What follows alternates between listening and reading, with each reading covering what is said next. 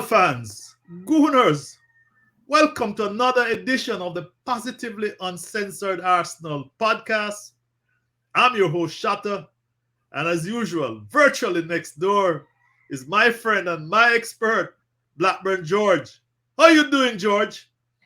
Oh, I'm all right. I'm here ready to celebrate another fantastic win and eat another big portion of humble pie. I saw that you were eating that humble pie on Twitter. How about them Gooners, George? Fighting the Brentford. What should I describe them? The Brentford maniacs. Brentford scratch, clawed, hauled, pull, did everything to frustrate the Gooners, and yet we prevail. What was your immediate impression of that victory?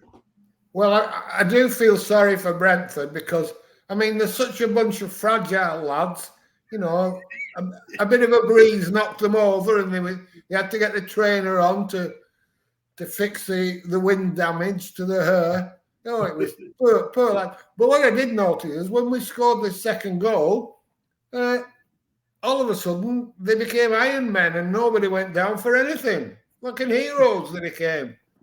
Marvellous stuff. No, they were horrible. The ball was in play 49 minutes out of a 98-minute game. I mean, that's ridiculous. It was less than half.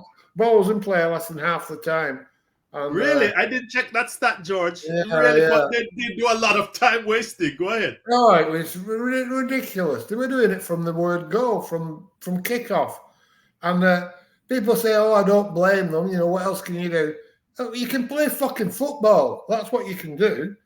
It's awful. To be honest, I don't blame them, crowd, George, because from the immediate kickoff, we were dominating them, and they came with two banks of four.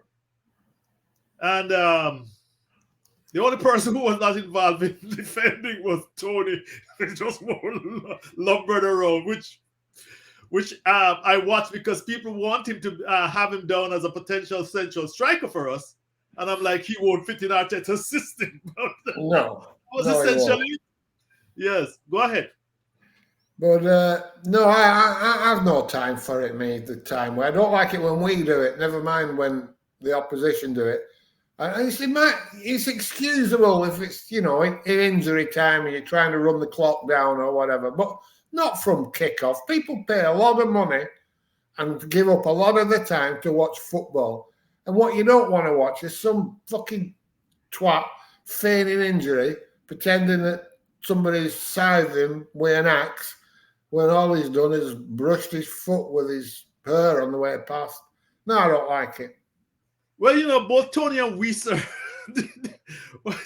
especially in the first half, just went down like at the wave of a breeze. You know, they would just.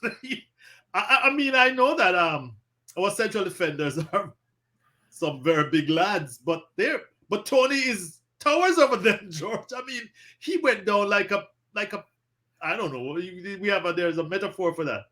He just went down every minute. Yeah, it was pathetic. And like you say, he wouldn't fit in our system. Not for me. But we'll have to wait and see what happens with a striker, whether we buy one or not, because it's really getting to the stage where I'm going to keep my powder dry. And whatever Arteta does, I'm going to wait for 6 months before I even think about being critical, because every time I'm critical, it kicks me in the bollocks and makes me look stupid. Well, I've had enough of it. I'm sick of him making me look like a twat. Well, I am too, George. And yesterday I posted somewhat humorously and ironically that I take back every criticism I made of Kai Havertz. How about Kai, George? I mean, he was a central striker. Extraordinary. 2 brilliant headers, George, to get us those 2 goals. Yeah. Well, he didn't get the first header. No. Set up by Benjamin White, by the way, were excellent crosses. Your thoughts? Declan Rice scored the first goal. No, I'm sorry. Yes, you did from the cross. Yes, I am. My mistake, guys. But he still missed an easy chance, didn't he, when he was 3-1 on the keeper and he chipped it over into the corner flag. But the one where he thought he was offside. Well, he wasn't offside. No, the one. But Yeah, anyway, well, that one. Yeah, he had a good chance. It would definitely. I recall that. Mm-hmm. But anyway, that's not his strong point, is it? His forte isn't deadly finishing. It's his all-round game, and you can't complain when he's scored. What is it? 5 in the last 5 games and 2 assists, something like that. Yes, he has had. I read a stat that this is he scored in successive games. Match his best record at Bayer Leverkusen and his best record at Chelsea. I mean, he makes me eat humble pie because I thought his legs were heavy, his feet were heavy, but and that he didn't fit well in our system. That was my initial criticism of him. I mean, he made good. He was nice positionally, but he was not getting his shot off in quick time. Well, I think, to be fair to people who were critical of him, he wasn't great in midfield. Yes. When we played him in the Xhaka role, he wasn't. And with hindsight, it doesn't change anything. It still wasn't good. But since he's been playing as a false 9, he is good. Mm-hmm. And he plays more of a 9 than Jesus. And I know this might sound bad, but at 16 minutes yesterday, I was praying Arteta wouldn't take him off and bring Jesus on. Mm-hmm. Because I thought that would fucking reduce our chances of winning massively. But fortunately, he took Jorginho off and brought Jesus on, which was a very credit to Arteta as a very positive move. And but even then, in my head, I'm thinking there's more chance of Jorginho setting up a goal than fucking Jesus, which proved to be the case because he came on and did nothing apart from run around in circles a few times. But anyway, let's not go there. Well, yeah, and I saw your comment, George. Whenever I switch over to Twitter, and I think I wanted to say something, but I declined because when in the midst of a game, and we used to say this early in the years, let's not criticize our players when they're playing. But you asked the question: yes, I did post. Will he be a difference maker? And I don't think he proved the point either one way or the other. I'm talking about Gabriel Jesus. No, he didn't. Not for me. And I don't know what Arteta's going to do now he's fit, because we have played much, much better without him. And yes, but George, Shard Guna and I had a little interaction, and when I checked on transfer market, he cost us 70 million euros. So I don't know, transfer market sometimes is very, you have to be careful, because maybe they're giving a current valuation, but they're saying he's worth $70 million, 70 million euros, and I think we paid like 60 million for him. So Arteta has to play him. It's crazy. Well, if he is worth that, we should sell him. It's right, and I hope. Well, and at the same time, sell Thomas Partey. Well, I mean, he came on yesterday, and I thought he was playing rugby. He was kicking it into touch every fucking time he got the ball. Yeah, But he's not played for a while. Yeah, about 4 fucking years he's not played for. But anyway, let's not go there. Yeah, well, Declan Rice has ultimately sewn up his position. I think he's a player off the bench. He's not a starter. And then, anybody who comes and try to suggest otherwise. Well, there was somebody on yesterday on my timeline, and they were saying he's the best. Thomas Partey is the best midfielder we've had in the Emirates era. Well, when you've got that level of delusion, what can you say to it? Yeah. Really, what do you say? You just have to think. Well, George, I mean, the comparison between him and Declan Rice. And Jorginho, of course, plays up somewhat his role. But whenever Jorginho is taken off, Declan drops deeper. So that's why I'm saying that's his position. Jorginho is in a different class to Thomas Partey. And always has been. Right. Always has been. I remember him making a very early in the first half, a chipped a ball over, which is very his forte. It was, I mean, it shows his vision. And was that not for the chance that Havertz chipped wide? I think it is. Yeah, I have notes here, and then when I I make detailed notes in the game, George, guys. And by the time I speak to you, I don't really refer to them. I try to rely on my memory, which sometimes fails me. And but then again, I don't think Jorginho can play every game. No. So maybe there's a role for Partey somewhere. Yeah, that's why I said he's a bench player. We need him when we want to, tied, you know. My worry is, though, that he brings Partey in, moves Kai Havertz back into midfield, and brings Jesus back in, and Zinchenko back at left back, which I think all four of those moves would be going backwards. Now. Yes. Now. I wouldn't have said that 6 months ago, but I'm saying it now. Yeah, I mean, the starting 11 pretty much sets, names itself these days. I mean, we are shellacking teams 6. Yeah, it does name itself, but do you not think that's because of the injuries? I'm not sure when Jesus and Zinchenko are fully fit that he won't bring them back in. I am concerned about that. And, But then again, I'm concerned about it, but what the fuck do I know? Because he's proven me wrong every time up to now, or almost every time up to now, or certainly he's proven me wrong enough times for me to think, well, if he does that, maybe it's the right thing to do.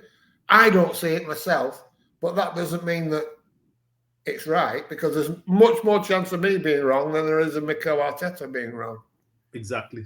George, I thought about the Zinchenko coming back in and tinkering with the back four, but the back four has been strong and resilient. And in my reflections, I said, Arteta is taking up a leaf out of Pep's book, because you have 4 centre backs really playing in the back four. Benjamin White, is in the middle, the thick of everything on the right-hand side. Kivor has proven better and better as he's played. And this reminds me of, Pep playing Ake as his left back. Left back, yeah. Yes, and he has Walker as his right back, who is like a, physical specimen. He can't really play centre, but he is a physical specimen and speedy. And I'm like, this is like, again, as I say, a leaf out of Pep's book, and it's working. George, teams have a hard time, taking these 4 big guys on. Yeah, they play a more traditional back four.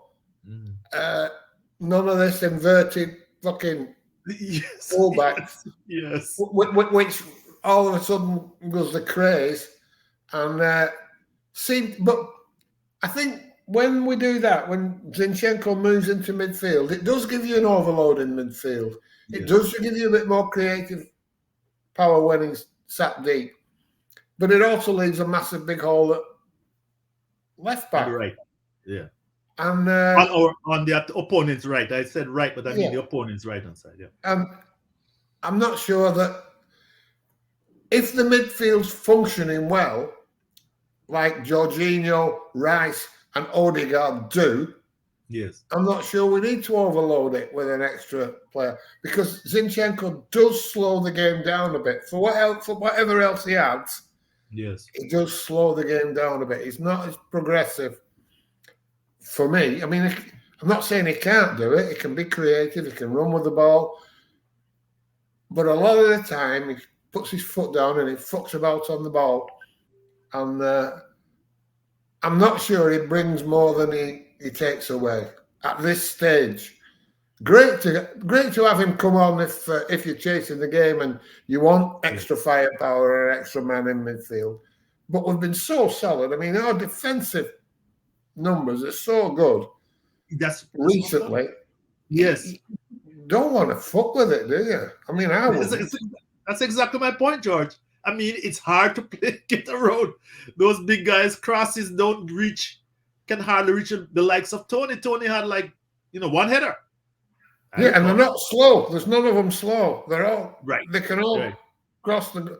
Well, Ben White's not super quick, but George has long strides. He has long strides and he covers a lot. And he might not look that fast, but I look at that fellow.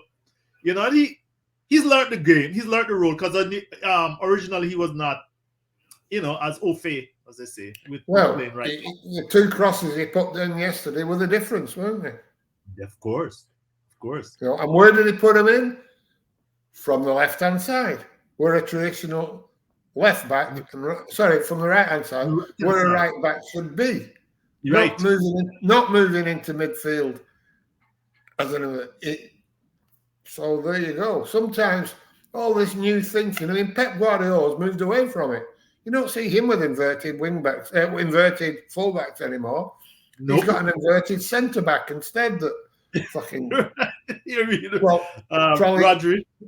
No, John Stones. Oh, you mean John Stones? Yeah, John Stones. Yeah, he moves into midfield and beyond, and maybe Pep's taken a leaf out of Chris Wilder's book when he had Sheffield United doing that 3 seasons ago. Yeah. So I don't know, but sometimes the simple way is the best, and it always has been. You look at how we played under Arsene, it was basically 4-4-2. Yes. It was 4. All right, people say it was 4-4-1-1. Yes.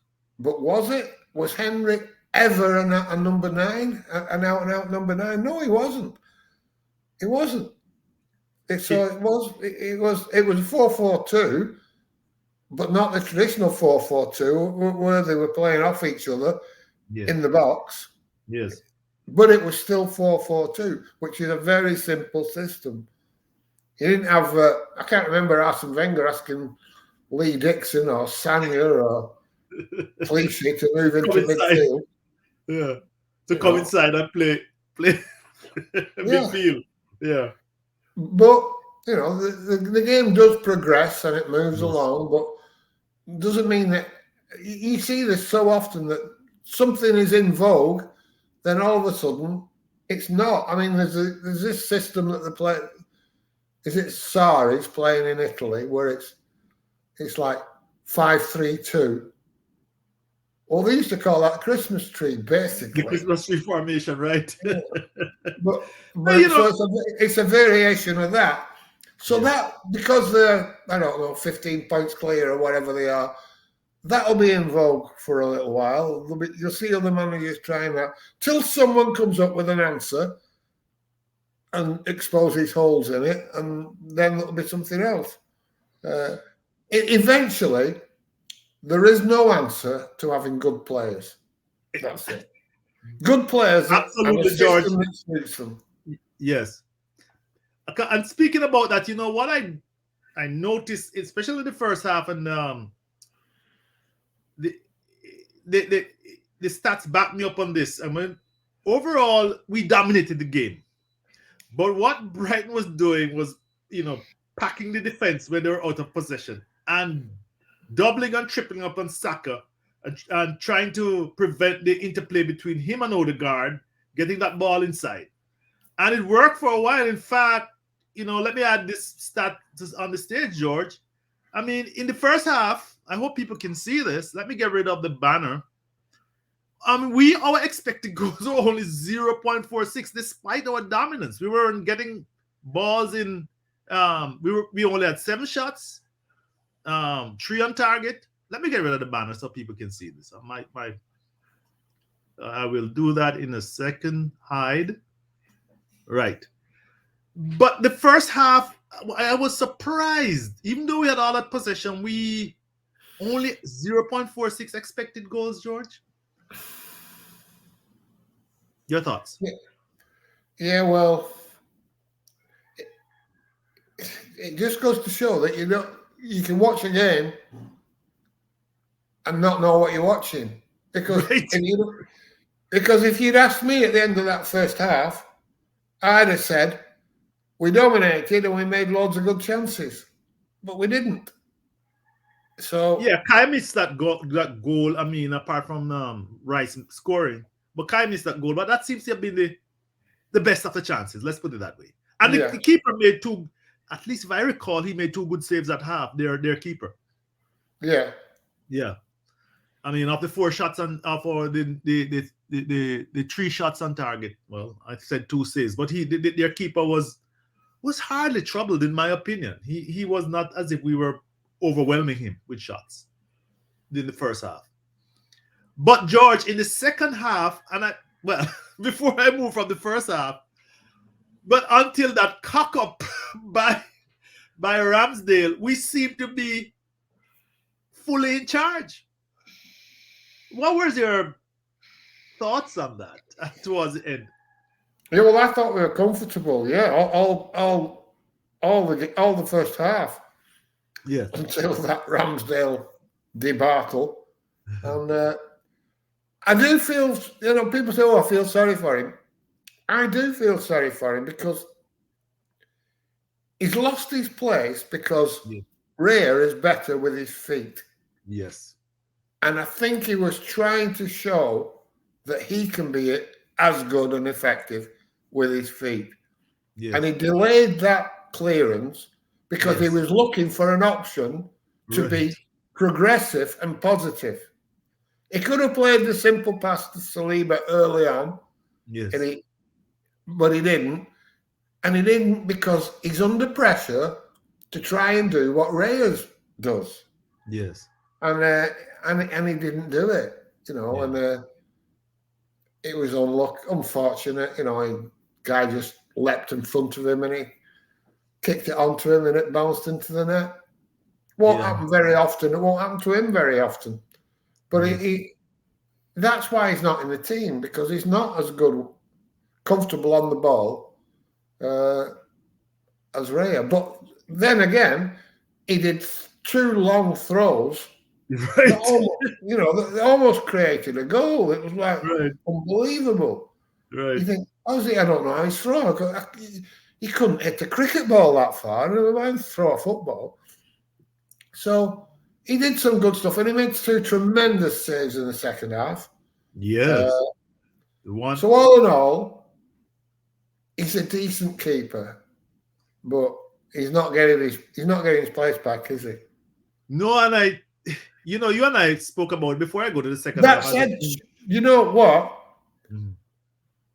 I believe Raya would have let both shots in that Ramsdale said. That is something. You are onto something, because Raya is not as great a shot stopper. He's not as big. He's not as big. Yes. Ramsdale just managed to get fingertips to both. They were fingertip saves. Well, yes, the Tony shot. Yeah. Raya. The Tony shot and the fellow, I can't remember his name. Raya doesn't get fingertips to them because he's not big enough to get fingertips to them. They go in and we lose. But having said that, we wouldn't have been 1-1. We'd have been dominating because we'd have been winning 1-0 and they'd have been chasing the game and not prepared to fuck the game up with injuries every 2 minutes, trying to cling on for a draw. So, looking at it that way, Raya was better for us, but also he has his weaknesses as well. You got to. He's not the biggest of. But you just got to leave it to Arteta. He's been right about Raya. Look at the numbers. If we protect him, then his distribution is worth more than the cost of a few goals going in because he can't get fingertips for something because he's a midget. Yes. You know, George, it was revealing how on Twitter people suddenly realized, came to terms with the fact that it's something you and I spoke about. That in modern football, with with the need to have goalkeepers who can use their feet, where you and I said, well, we're open minded at least. I know Ray is a better kicker. Ray is better with his feet. Ramsdale. I also think he's more And you know what, dominant. George, before you say anything, Ramsdale is capable of a brain fart every now and then. This is a fact. And he does. His concentration is a problem. Mhm. And for me, he doesn't come and collect the ball enough. Ray does more of that, more effectively, which then gives him the option to release it quickly because Yes. it's in his hand. If it's not in your hand, Yes. you can't release it quickly. It's just being recycled somehow. So I remember the second half. Sorry. All in all, I think Ray is considerably better than Ramsdale. Under Well, let's most leave it at that. circumstances. But Yeah, like I said, he probably let 2 in yesterday. Yeah. Well, I think the controversy in the ranks is in the fan base is pretty much over. People jizzing about those 2 long balls, and then they were like, they changed their mind all of a sudden. It was so shocking, but that's a football fan for you, George. The second half was a whole different different cheese, different whatever, different kettle of fish. That's the word I was searching for. George, our expected goals went up, our shots went up, our corner kicks went up. I forgot to mention the corner kicks because in that second half there was a spate of corner kicks. I thought with our set play genius there on the sideline that we would have definitely gotten one in. They were able to scramble it. Oh, George, look at this stat. I mean, this is what struck me in the second half. Despite Brentford's tactics, the team was stronger. Your opinions? Getting stronger and stronger. Yeah, they certainly put the foot down, and you couldn't criticise them for effort and endeavour and bravery. And like I say, I worried when he took Jorginho off, but we won, and it was a great result in the end because it was a bad game because Brentford made it a bad game. Yes.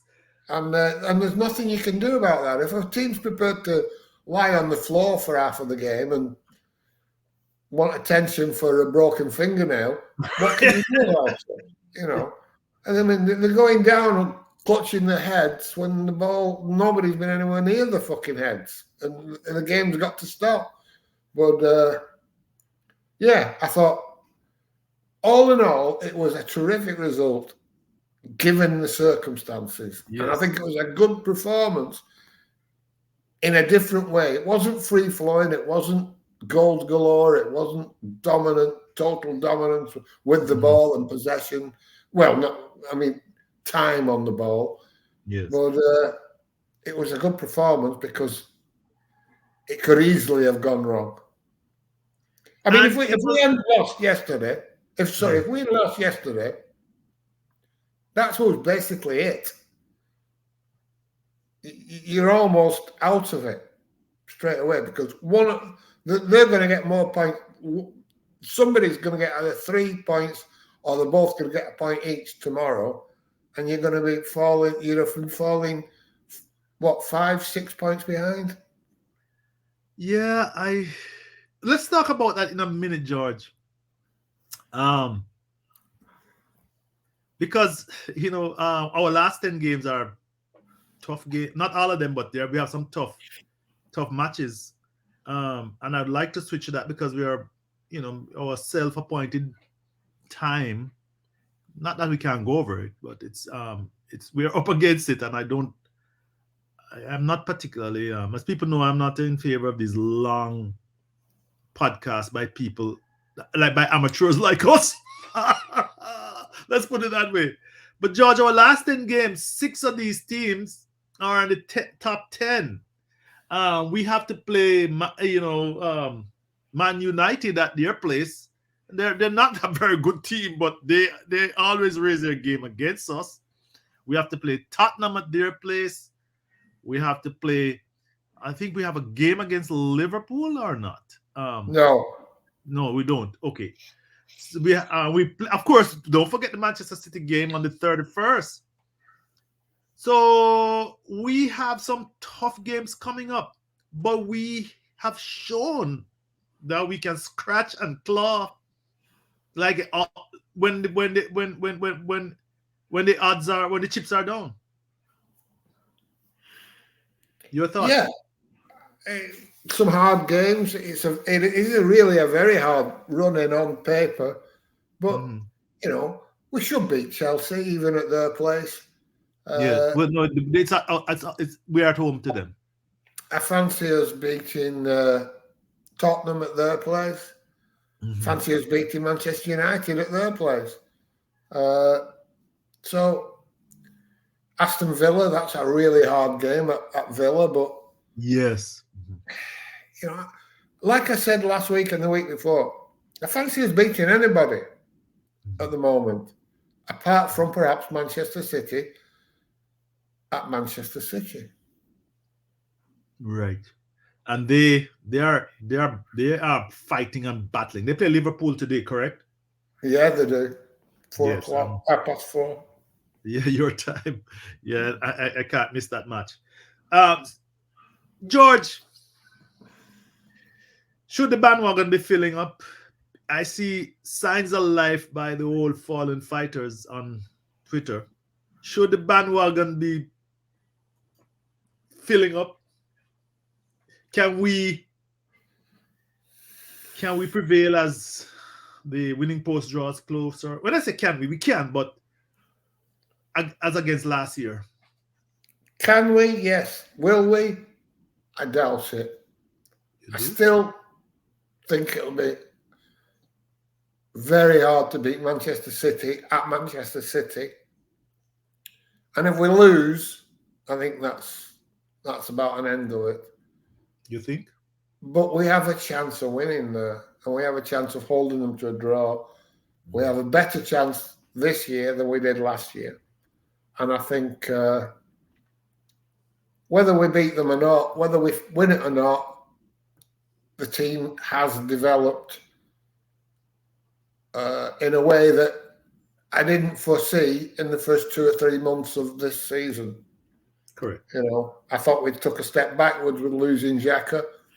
I still think we'd be better with Xhaka in the team rather than having let him go.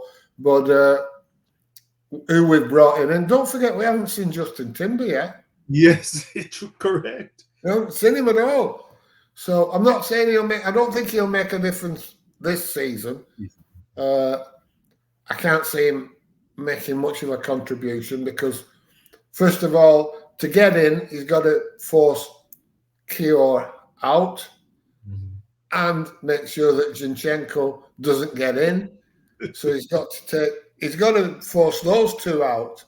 And coming back from injury, is he really going to do that? Is he that good that he's going to be brought in to replace them? I don't think so.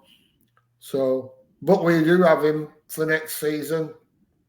And the Emperor might come back. He might have a bit of a say in things. But again, what's he going to play? He's not coming in for Ben White.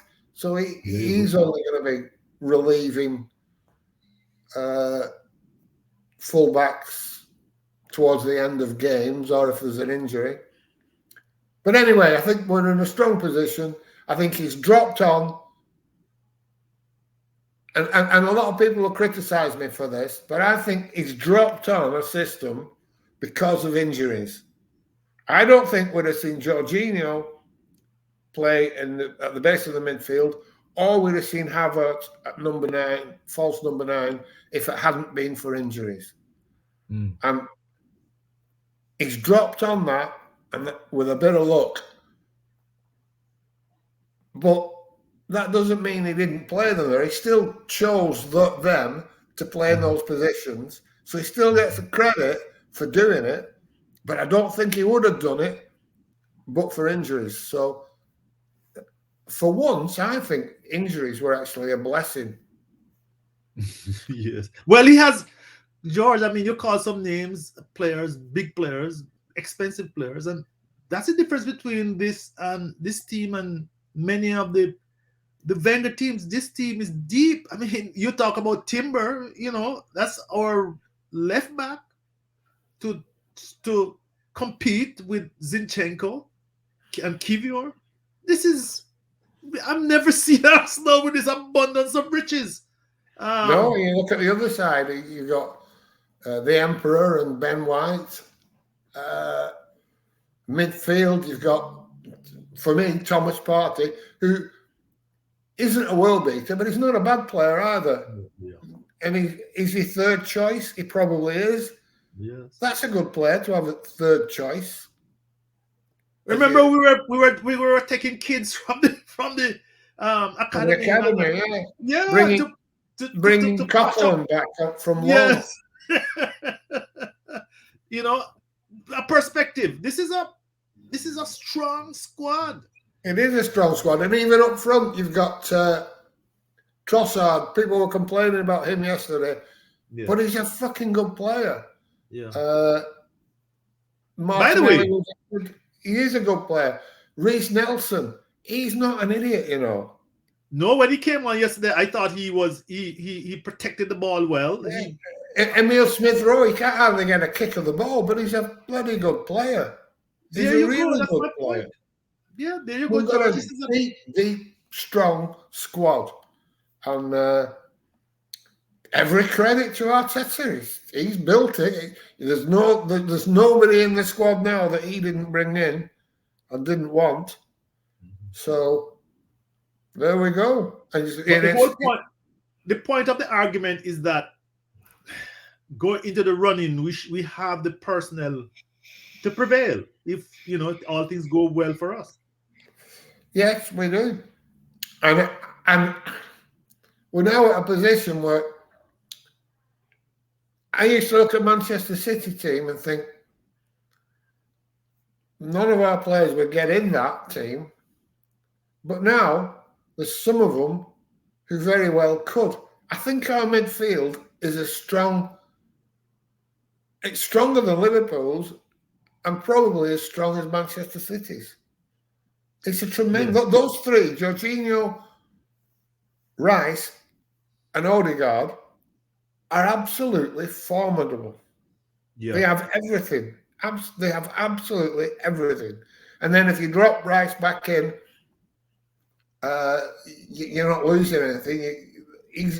He's a strength. I mean, I suppose we could go to Manchester City and play Thomas Partey and Declan Rice at the base of the midfield and let Odegaard play a more traditional number 10. He's got options because the squad is strong, and you can't point to somebody and say he's a bad player, he shouldn't be in the team. There isn't. Who in this squad can you call a bad player? There you go. Well, George, on that note, question. That's it. I'm gonna leave that as a question.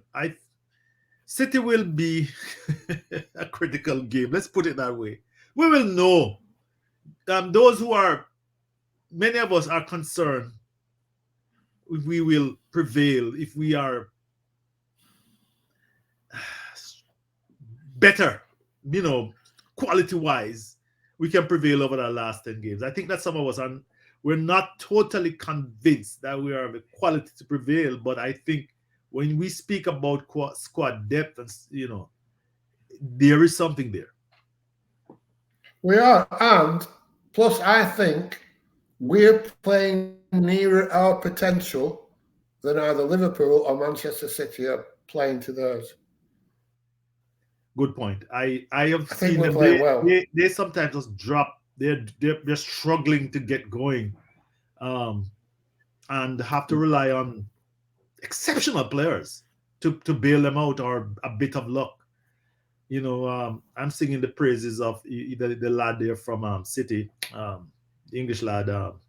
You're one of your favorite Oh, players. Yeah, because he